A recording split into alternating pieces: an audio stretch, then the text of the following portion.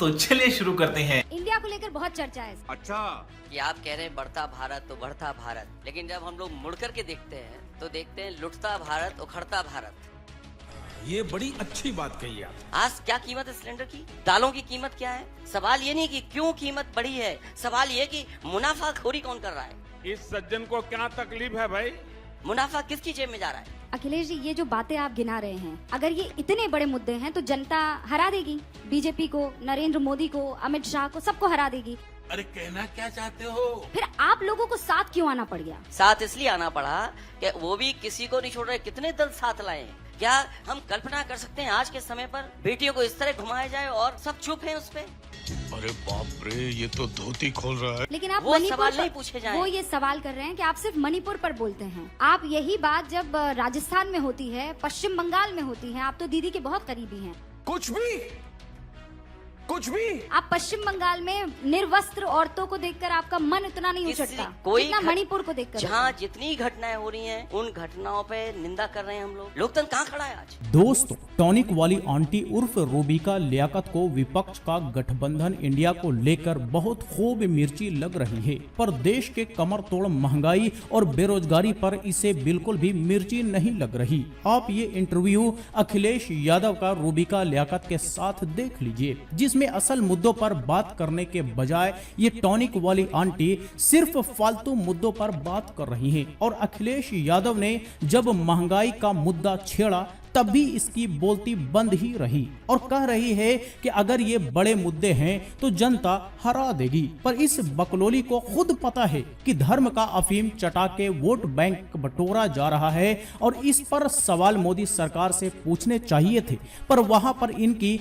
बोलती बंद हो जाती है और सिर्फ टॉनिक याद आने लग जाता है। वो कह रहे हैं कि आप वो सदन में बोलने को तैयार है, लेकिन आप मणिपुर बहाना है, मोदी निशाना है कि तर्ज पर काम कर रहे हैं। क्या साबित करना चाहता है तू?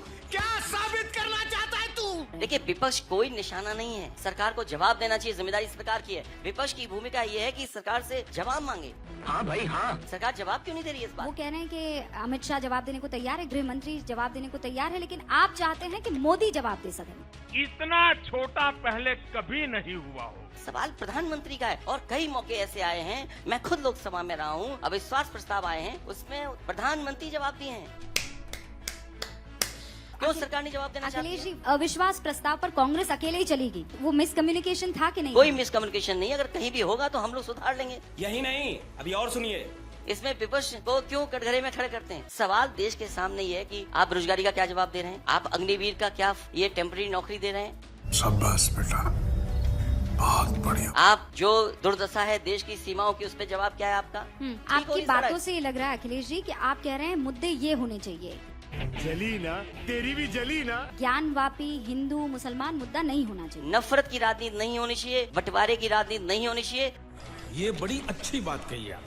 जिस लिए जनता ने आपको चुन करके भेजा है, उस पे आप बहस क्यों नहीं कर रहे हैं? इतना ही नहीं, बल्कि रूबिका भाजपा के तरफ से बैटिंग करते हुए ये भी कह रही हैं कि सदन में वो चर्चा करने को तैयार हैं, पर आप मणिपुर बहाना है और मोदी निशाना है करने लग गई, यानी कि यहाँ पर भी मोदी नामा पढ़ने लग गई। पर जो मणिपुर को लेकर सवाल पूछे गए उसका जवाब इस गोदी एंकर और इनके आकाओं के पास नहीं है। सवाल देश के प्रधानमंत्री मोदी से पूछे जा रहे हैं, पर जवाब अमित शाह देने को तैयार हैं। क्यों भाई? मोदी को जवाब देने में डर लग रहा है या फिर बोलती बंद हो गई? कम से कम ये टॉनिक वाली आंटी यही पूछकर बता दे। खैर, इस टॉनिक वाली आंटी को इसके हिंदू मुस्लिम वाले सवाल पर भी अखिलेश यादव ने इसे कूट कर रख दिया। नोटबंदी आपकी फेलियर थी। आपने कहा कि 2000 रुपए में चिप लगा हुआ है। चिप लगी हुई ना 2000 में, ढूंढते क्यों नहीं आप?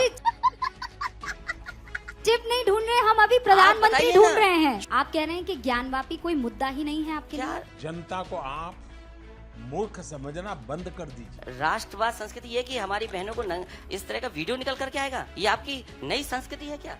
हाँ भाई हाँ। पर अखिलेश जी, ऐसी ही तस्वीर पश्चिम बंगाल से आई है, क्या वो राष्ट्रवाद भी हो घटना? हम घटना की निंदा कर रहे हैं। ये नहीं है कि ये घटना हो गई तो इसके बराबर में दूसरी घटना आप बताएंगे।